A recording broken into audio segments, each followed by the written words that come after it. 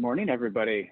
A lot of you already do this. We work with you folks in this capacity. Some people have done LEED certification, things like that, and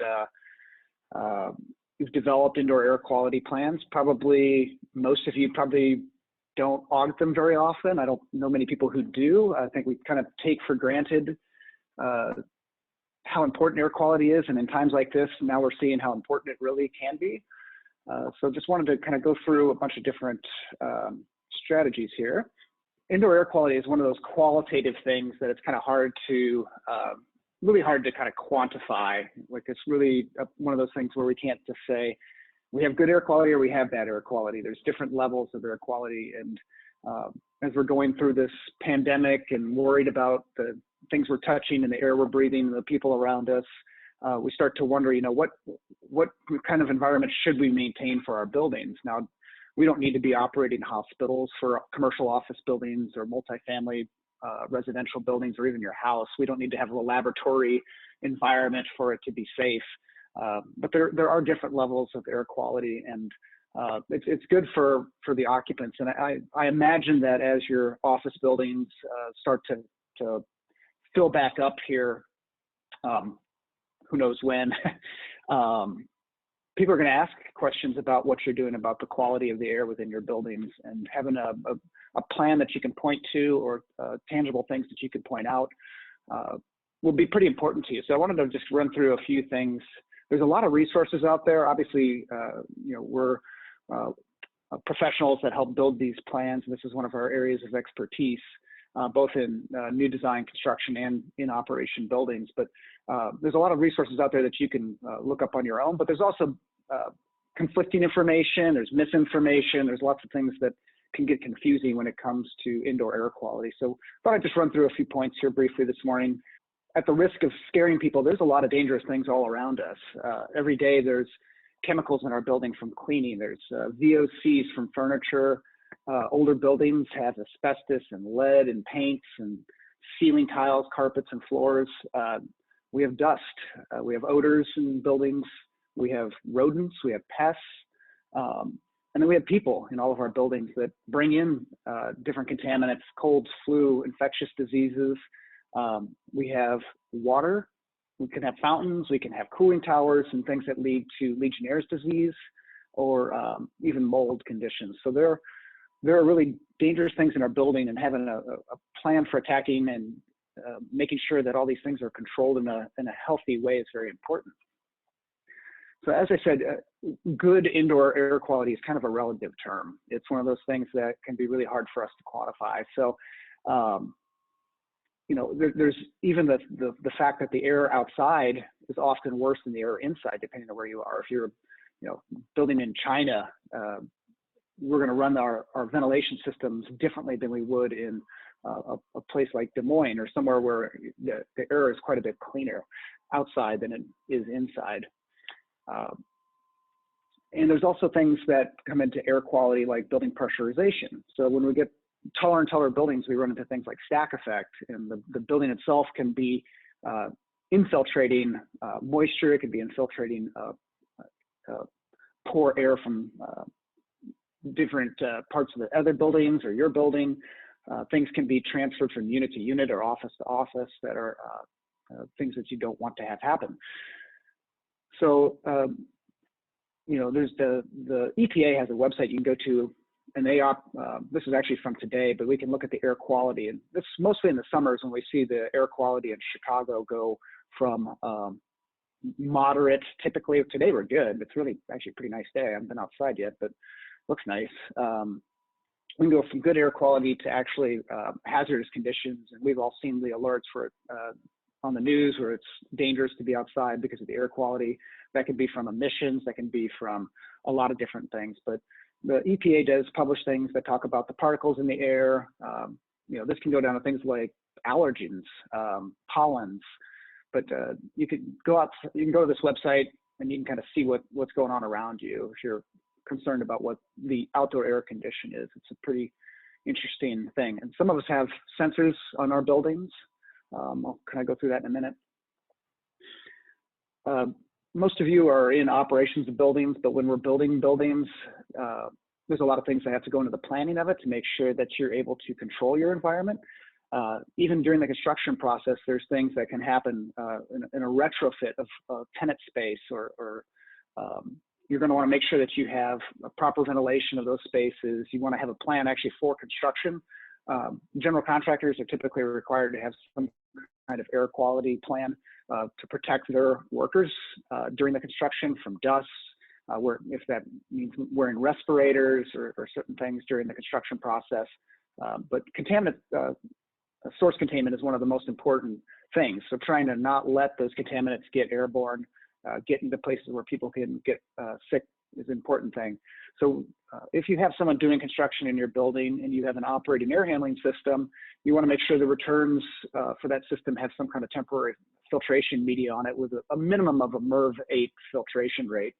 I got a table in a minute that'll show you what percentage of particulates a MERV 8 picks up. But even things like the storage of materials on site is important to know that they're not keeping things on the floor, because there may be some water on the floor. It can get into the drywall, and once they put that up, the drywall could end up having mold behind it, and you end up getting a sick building syndrome, people getting sick and not knowing why, and there's a secret bacteria or fungus growing behind the wall that you can't see that is getting into the air. So there's a lot of things that need to happen during construction that are really important. Like I said, building pressurization is important. You don't want things from one person's office or one person's apartment or unit going into someone else's space. And then a lot of that's caught through the commissioning process. So if you're not having your tenant build outs commissioned right now, you definitely want to consider that in the future. That ensures that you have proper balancing, proper airflow to spaces, that VAV boxes are working. A lot of us have pneumatics in our buildings. We don't always know that there's a problem until someone complains about it, and that person may or may not be getting any ventilation to their space at all. Just a brief note again about construction. Keeping things off the floor on pallets, on racks is very important. You want to have ductwork stored and wrapped typically so that dust doesn't get inside of the ductwork. Very few people clean their ductwork after they do the construction on the building. And once that stuff is assembled, it's pretty impossible to get inside, and you could have particulates, dust, molds, and things like that being blown into spaces once those systems are started up. Water prevention penetration prevention is very important in the design of a building, but also in operation of a building. And so we watch for things like window seals. So are we getting water blown in through windows? That can also be a place where water can start getting into cavities, and as the seasons change, as it gets cold, it's dark, you can get mold growth. This is applicable to your house, it's applicable to your office, or any environment that you're in. So you want to be conscious of places where you do have leaks. This can be a roof leak. A lot of you probably have experienced in your buildings having to have the roofers come out and patch things, and you're getting that water comes down into the space, and you start seeing it buckle up in the drywall. As soon as water's a pretty silent enemy, it's pretty powerful. And so you definitely want to try to contain that as soon as you see it. I mentioned building pressurization being an important consideration. This is proper balancing of your HVAC systems to make sure that people are getting ventilation to their space. We don't typically measure ventilation to every space in a quantifiable way. Outside air, typically in Chicago, is around 400 parts per million of CO2. And we try to maintain offices below 1,000 parts per million. But we don't measure that typically in every space. We do, in a lot of buildings, do a demand control ventilation strategy, which is where we operate ventilation dampers on air handling equipment by how much CO2 we see. Most of us do that through a return sensor at the air handler, so it's kind of a aggregate of all the spaces. Some more sophisticated and newer buildings have CO2 sensors in the tenant space, and you can adjust the ventilation of the air handling equipment based on those readings. Typically, you get higher concentrations of CO2 with higher concentrations of people, so that'll be in your conference rooms or assembly areas. Office spaces are a little more spread out, and so the concentration levels don't get up there. It's good practice to maintain below 1,000 parts per million, but as we all know, indoor air quality comes with the price of energy. And if we're just bringing in pure fresh air all of the time and conditioning that, it can be very costly to do so. So tracking things like CO2 is a very good strategy in general to minimize your energy consumption while maximizing your air quality. Indoor humidity is one of those things that some people have the ability to control and some people don't. A lot of office buildings can dehumidify, but you can't humidify. Multifamily residential buildings typically have 100% makeup air units that pressurize the hallways to provide ventilation for what's being exhausted through toilets and kitchens and dryers in the building, also to kind of maintain stack effect. And those are typically humidified. And not all buildings do that, but a lot of them do.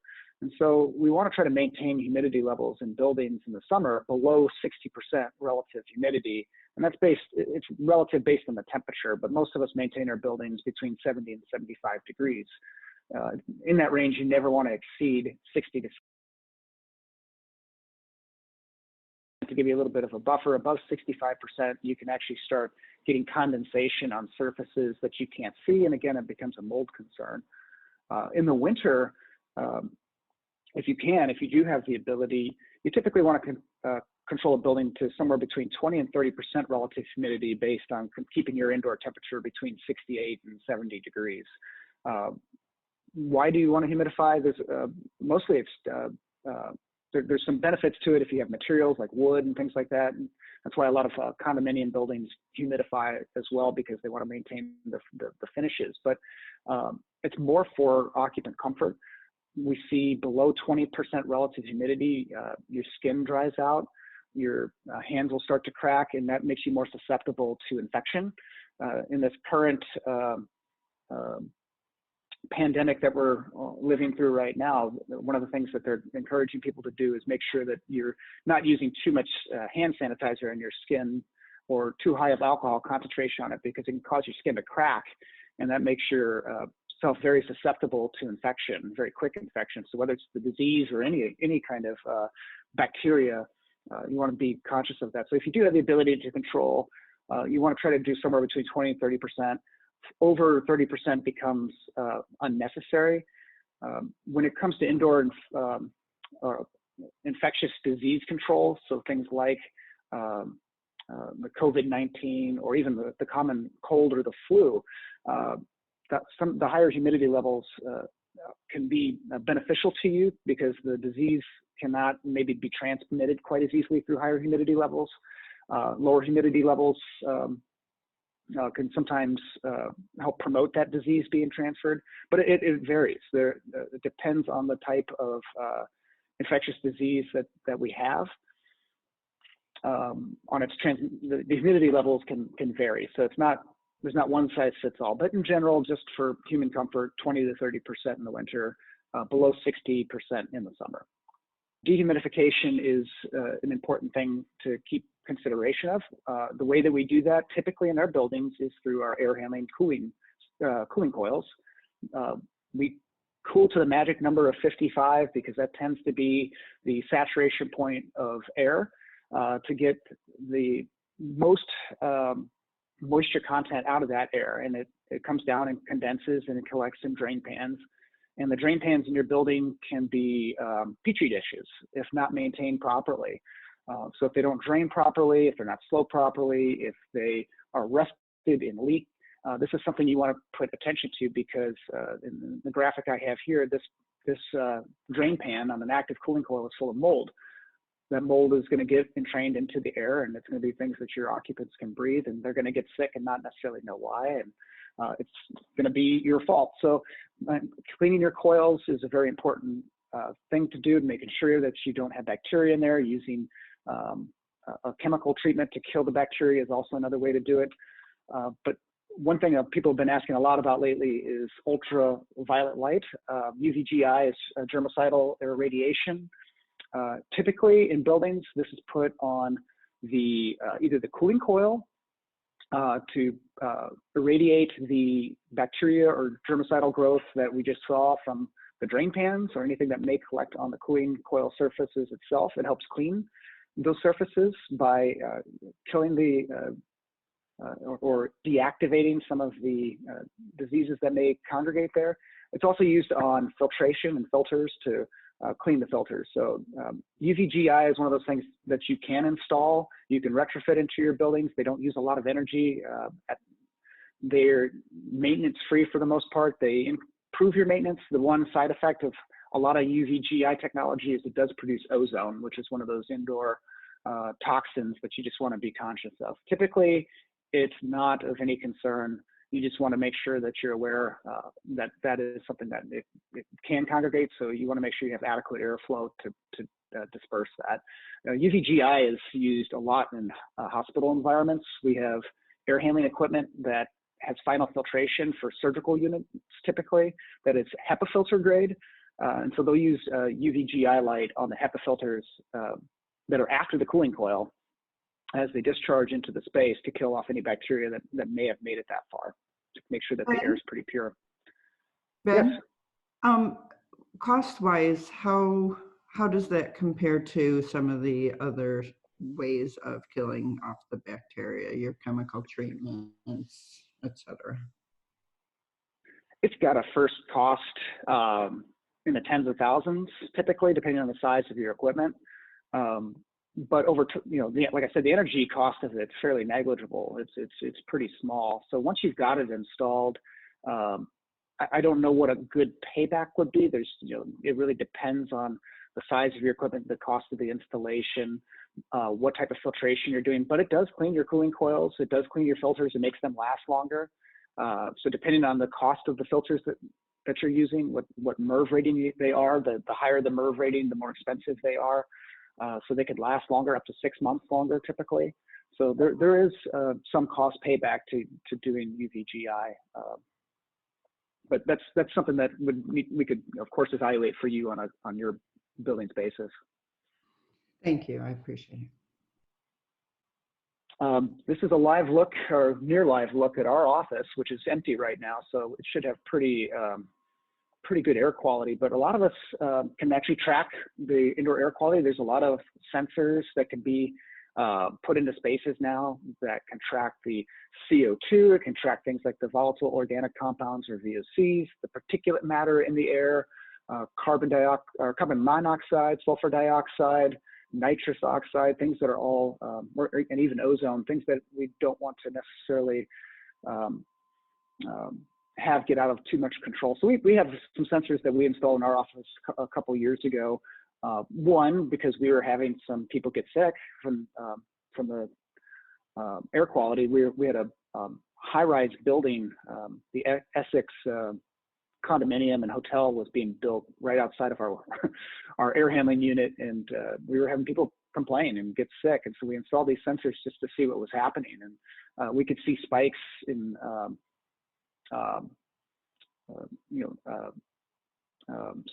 sulfur and nitrous oxide when there was a lot of trucks and things and deliveries from the diesel fumes getting entrained into our air handling equipment. We saw dust and particulate levels go up during parts of the day.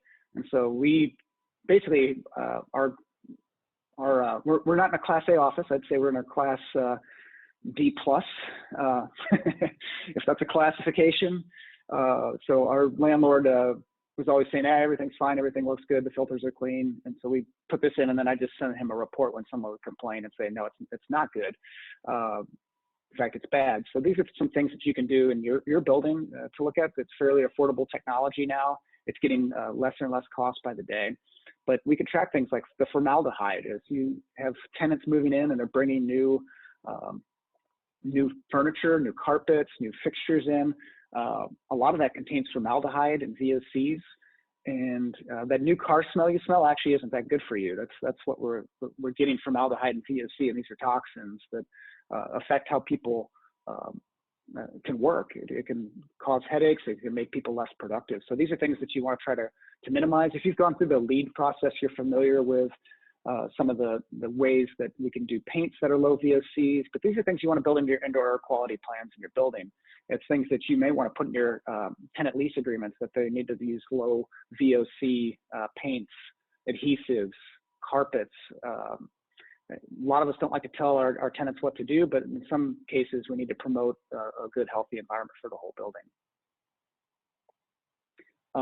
Track-off mats, as silly as it sounds, they are one of the leading causes of and sources of bad indoor air quality, because that's where people are coming in the building, and it's just amazing the things that can stick to your shoes. And so having a good track-off system is very important to not introducing particulates and bacteria and things deep into your building. And so these typically consist of a 3-part system: a scraper mat, an absorption mat, and a finishing mat.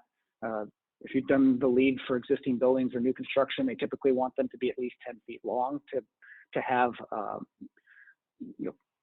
proper, I guess, to work properly. And then you want to make sure that you maintain them. And most of you have a service that changes these out on a daily or weekly basis as needed.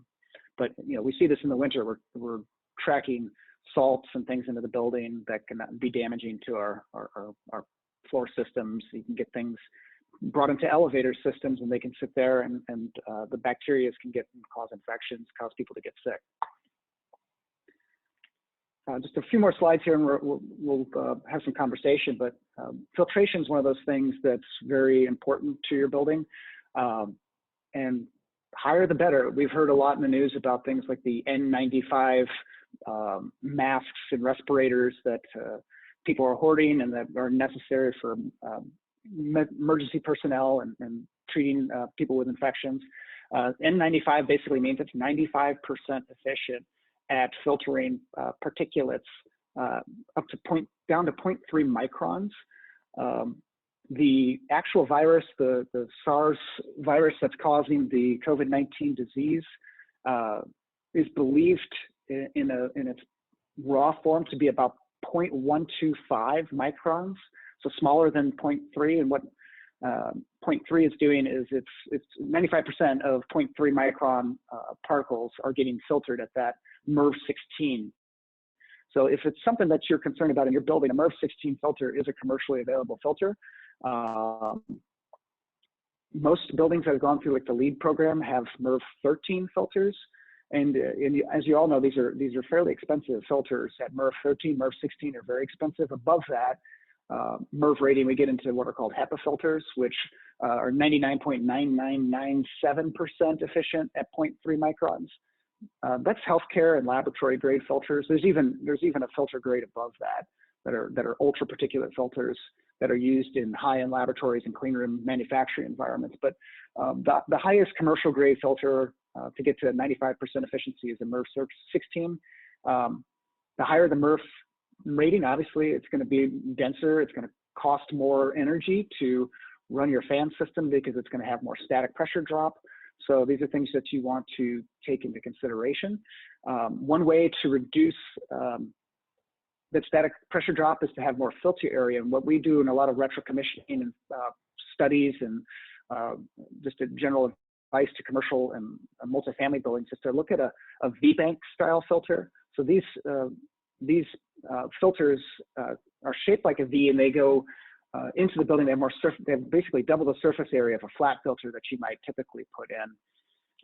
They cost quite a bit more, but the good news is you should monitor these based on pressure drop before you change them out. Most of our buildings with V-bank filters are seeing they're not having to change them out for up to 18 months, where a lot of buildings with flat filters are changing them every 6 months with a MERV 13 rating. So this filtration is very, very important. We don't recommend anything less than MERV 13 filtration in any building that's trying to be healthy. That's 50% effective at the 0.3 micron range. But most of the things that we're trying to contain in buildings are dust and particulates. Even these infectious diseases, they get put on compounds and picked up into things, and they are easily filtered out once they get above that 0.1. Once they get basically above a 1 micron, which is a very, very small particle. Legionella is something that we're we're all familiar with. This lives in your water systems. It lives in your pipes. If you have a pipe that's been abandoned, a linked pipe, more than likely it has a very high Legionella count in it. It's a good thing that most of our showers take about 20 seconds or more to warm up in the morning, because the second you turn them on, and no matter what your installation is, you have some form of Legionella coming out of that shower head, some form of Legionella coming out of your sink. So you want to typically run your water a few seconds before you do it. The more you exercise it, the less content that you have. If you go on vacation for 3 months or 6 months and come back, you're going to want to run your water for a few minutes. Stay away from it. Legionella becomes airborne. It gets into your lungs. So it's when it gets airborne that it's dangerous. It's not necessarily in the water that it's dangerous. We remember the JW Marriott had the fountain here in Chicago a few years ago that didn't have proper chemical treatment in that open water system, and just the splashing of the water vaporized the disease and got into the lungs and killed people. There was an outbreak in New York City in a bunch of multifamily buildings 2 years ago. I think it was 13 different buildings had a form of a death from Legionella, where the cooling towers weren't being properly chemically maintained, and Legionella was forming there and getting into the air, and the evaporated air was transmitting it down into people's units through their open windows. So a lot of us already have plans. If you don't have a plan for Legionella, there are standards out there that both ASHRAE and some other institutes have put into place. It's highly recommended that you have some sort of Legionella plan for your building, that you do some sort of testing to understand what your levels are in your plumbing systems. Most of you have chemical treatment companies maintaining your cooling towers, and you're looking at these things constantly. If not, this is something that I highly recommend. And then the final topic here is having some sort of emergency action plan. This doesn't have to be for pandemics. This doesn't have to be for epidemics. This can apply to severe conditions, like I mentioned, outdoors, when there are days where it's do not go outside warnings because it's 100 degrees out and air quality is very poor. You're going to want to make sure that you're reacting to that by reducing the ventilation to your building at that time, or monitoring the ventilation that you're bringing in. There can even be a severe cold season or flu season going around. And this can be taking track of different chemical treatment plans that you're doing within your building, disinfecting surfaces, increasing your filtration, potentially increasing your ventilation to your building as well.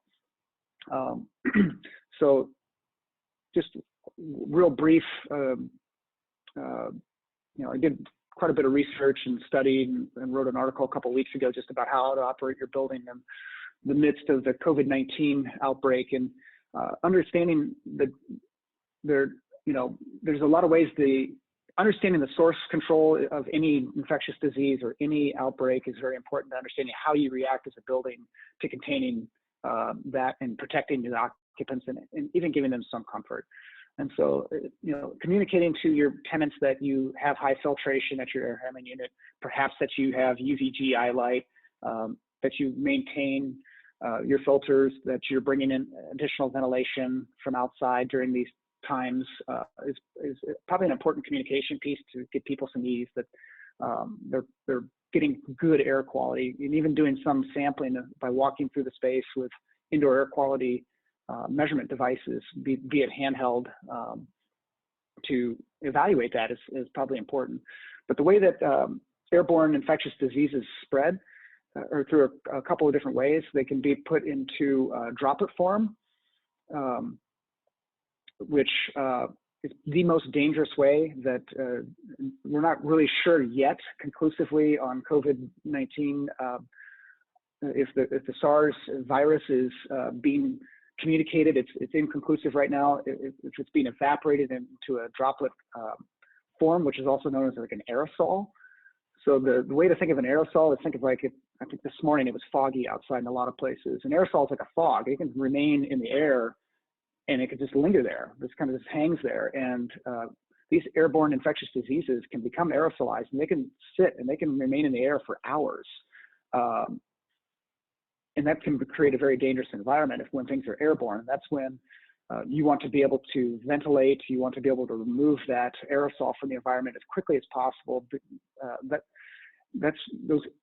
Those airborne diseases are by far the most dangerous because you can't see it. It's all around you. It's very frightening. Most things from sneezing and coughing become diluted very quickly. The 6-foot rule is based on kind of the ballistic trajectory of a sneeze or a cough, but airborne infectious diseases can be spread through talking, through yawning.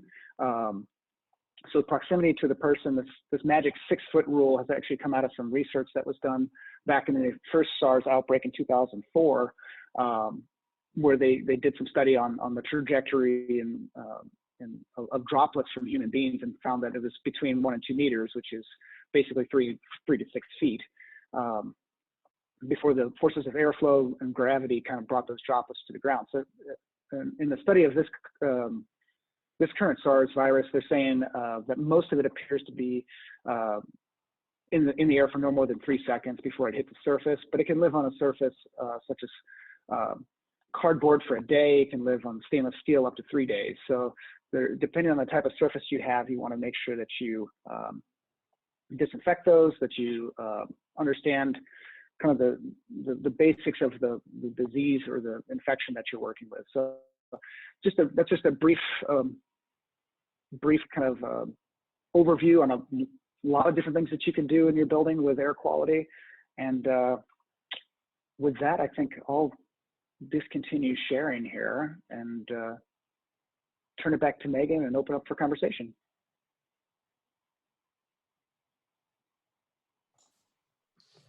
Awesome. Thank you so much for all of that really important information. We'd love to open it up for questions, comments, thoughts. I had a question. So if you have a tenant that's had to do a COVID-19 cleanup, I know that they're running their air conditioning systems in a higher capacity. Is there any concern, IAQ, for other tenants, whether on the floor above or anything like that, neighboring tenant? That's a great question. We're actually going to send a memo out to a lot of our clients shortly about this, because there's a lot of misinformation about what to do especially in multifamily and high-rise buildings.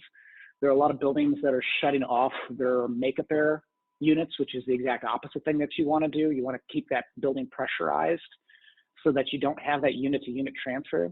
Fortunately, we have several buildings that we work with that have residents now with COVID-19, and they're sheltered in place in their home. And people are asking, well, how do I prevent that tenant from sending their disease up my toilet exhaust and coming out my toilet exhaust? And these are relevant questions. You want to keep your exhaust systems in your building running, keep it negative to every space, and you don't have any possibility then of a transfer. Makeup air units you want to keep running just as normal. You don't want to try to overrun anything or underrun anything. You want to keep it running the way that it's designed to operate to maintain proper building pressurization. In the higher building you get, the more stack effect takes control. Also, if you have higher wind conditions or very, very severe cold conditions, stack effect becomes a very severe issue. We have a 82-story building that we've been working with that the biggest issue in that building with tenant-to-tenant unit transfer is stack effect. And it's so strong in that building that residents at the top of the building want to smoke their pot and they want to smoke their cigarettes or whatever. And so they open their window thinking that, opening my window is going to be a good thing and I can blow the smoke out. Well, at the top of the building, you're extremely positive in the winter from a stack effect. And that smoke's actually going to go out, but what it does is it can break your makeup air and it can break your toilet exhaust to where the fans aren't strong enough to overcome the pressure of the building. And so what's happening in this particular building is all of a sudden the toilet exhaust fan is broken at that place, and below that they have no exhaust. And so odors are transferring from unit to unit, and this building has a COVID-19 case, and so people are pretty panicked about it. And so one of the recommendations there to the ownership is people just can't open their windows. So we brought in some wind experts and some stack experts from Canada, from a company called RWDI, who did a study there and said the biggest issue here is people opening the windows, and they just need to be educated not to do that. So, hey Benny, quick follow-up on that very point. Is there have you ever heard of anything like a backflow preventer in HVAC ductwork similar to plumbing that would mitigate that concern when there was a malfunction or stack effect or people opening windows, whatever, that would stop this backflow from occurring? Yeah, they do make those devices. There are they're kind of like a VAV box, but they operate in reverse, so they do track pressure. And that was one of the recommendations we looked at in this building was the top penthouse unit was getting makeup air directly ducted to it, and that was actually one of the weak points in the building because it had exposure to the exterior. And so when we would open that unit's balcony door, all of a sudden, all the makeup air for the whole building was basically coming in through the ductwork into that unit because it was just getting sucked out. And so we looked at putting a backflow device, air backflow device in for that.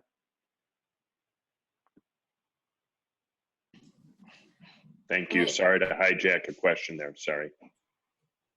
No, I think that's great. Did that answer your question, Kathy?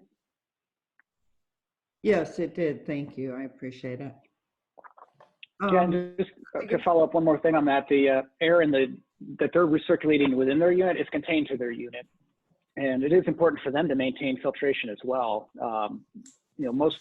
Most people have a MERV 7 filter on their fan coil or furnace or whatever they have. You can get a MERV 13 grade filter for your residence, and they're not that expensive. Worth looking into. One thing. Benny, it's Adam. Just one problem with higher MERV filters for residential. I tried it, and you have the temperature of the furnace. Let's say regular home furnace. It goes off on high temperature setting. So if you don't have enough flow, you cannot use those filters. I know it's firsthand. Basically, your furnace will go up, and then temperature will reach the high limit, and it will turn off and go on again. And so you got to be careful what do you put in your furnace. Maybe you're better off buying those cheaper filters and replacing them more often. You can try it, but it's not enough flow will cause a problem with your house furnace. No, that's a great point. Not every furnace has the fan strength to overcome the pressure drop of those. So it is case by case. And the more ductwork you have, the more likely you have a higher strength fan. If you don't have a lot of ductwork, you probably don't have a very strong fan. And yeah, you're correct, Adam. Absolutely. And I had one other question about what you were saying. So you said don't overrun the systems, but I believe they're running them longer if there's fogging. So you're not saying don't, extend the hours after a fogging. You're just saying don't run it hard. Is that correct? Yeah, just run it as it's designed. So within the residence itself, if they want to circulate the air all of the time because they feel the filtration is helping them, that's fine. But as far as the central systems of the building, what our concern is people are turning them up or down basically without any justification or any measurement because they think it's helping. And so don't overwork them right now. Run them as designed to control the building's pressure. Otherwise, a lot of times when you try to fix one problem, you create another problem somewhere else. So I'm talking mostly about the central systems of the building. Okay, thank you. It looks like we have a question in our chat from Frank. How variable is indoor air quality within an office? If you're monitoring, is there a recommendation for quantity of sensors?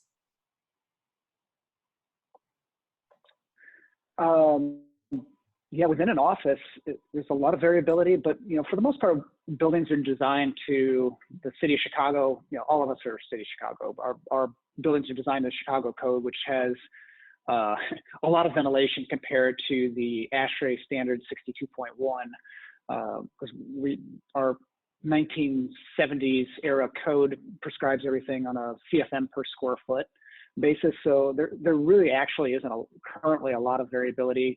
in most VAV-based office buildings, because the min and max flows aren't that different, and because of the code, we end up using a lot of fan power boxes, which are constant volume for all practical purposes. The ventilation to them varies through the modulation of the damper on that. So it's tough to tell in a multi-zone building, being like a VAV building, what the actual fresh air ventilation to those spaces are without tracking CO2. It can be extremely expensive to track and monitor CO2 in every single space. Although new construction projects, it is very affordable to put CO2, combination CO2 and temperature sensors in. They're not that big a premium, and then the controls there in a retrofit environment, it is a little bit more difficult.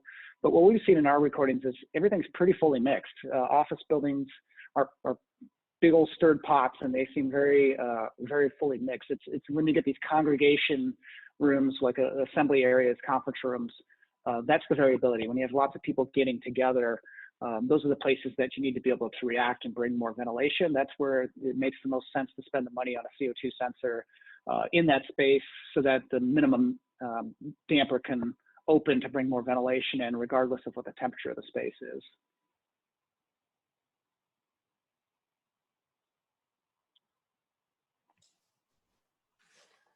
Any other questions?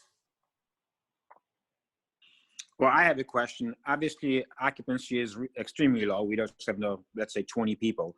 So I just run the building HVAC, for, let's say, 4 hours a day, bring some fresh air and everything else. Do you think that's the right thing to do, or should I keep, running it for, regular 10 hours?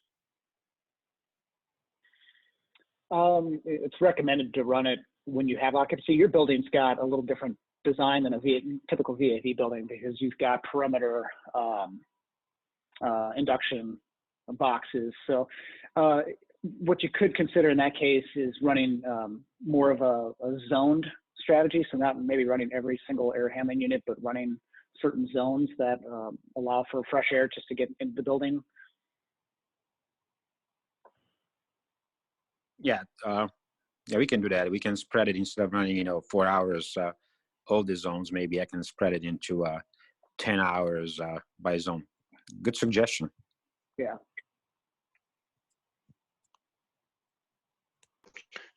Quick question, maybe not necessarily about indoor air quality, but your N95 comment about the masks and the SARS virus, and the 3 microns and 95%, and you're saying that the virus is smaller than 3 microns, and so are you saying that N95 masks do not stop that virus from going through? I don't understand. It can, yeah. It's not 100% effective at 95%. So the virus in its raw form, from what I've read from the World Health Organization, is about 0.125 or an eighth of a micron, but that's in its raw form. So if it were completely aerosolized and it wasn't being on mucus, or it wasn't on a piece of dust or something like that, that's in its rare form. So when you cough or you do something like that, it's going to be a bigger particle than that. And they're saying typically it's above 0.3 microns. So the health professionals are pretty well protected, because at least 95% of that's getting picked up. That totally makes sense. And that answers my question. That makes sense. Thank you. Thanks, Benny. Yeah, you got it. They also make these kind of, there's a company that makes these, it's a very inexpensive retrofit, but and they apparently do it in clean rooms. I've not ever actually installed it, but it's kind of electrifies your filters, and but not to something where you can't touch it or be around it. It's got this magnetic system that charges particles in the air and allows them to kind of glue themselves to other particles and get bigger rapidly. And you can use smaller filters to capture bigger particles. So they apparently use this in a lot of clean room environments. I think some guy out of Australia or UK or somebody invented it. I've seen a presentation on it. I can't remember the name of it off the top of my head, but they make some interesting technologies that basically glue compounds together very quickly, so that you can use smaller filters smaller MERV-rated filters to catch really small particles very quickly. Is that similar to the concept that some of the cleaning crews are doing with electrostatic disinfecting when we have a positive case in a space? Some of our janitorial firms are using this electrostatic cleaning process. Same thing? That's exactly what it is. Yeah. Yep. Okay. Well, we definitely want to thank you all again for joining us this morning.